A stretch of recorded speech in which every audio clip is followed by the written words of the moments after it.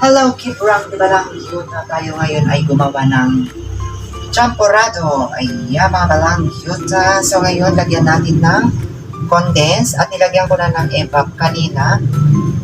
So ayan, kaya medyo mabuti yung ating champorado mga pag-kibrang balang yuta. Ayan, ito ay yung, ano bang tawag ito, yung malagkit na duprak. Duprak na malagkit, galing Samar. Ayan, so nilagyan natin ng tableya para ka rin gumawa ng champurado.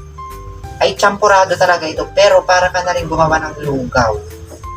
Ayan, ang pagkakaiba lang ay matamis. Pero depende pa rin sa panlasa mo. Kung gusto nyo yung matamis, ayan mga kibrang, di ba lang yuta, ganyan ang gawin nyo. Para kayong nagluto ng kanin, pero madami lang ang tubig.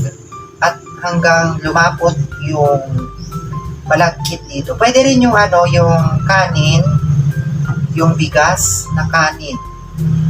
Ayan, yung pangkaraniwan lang na bigas, pwede. Basta lagyan nyo ng tableya.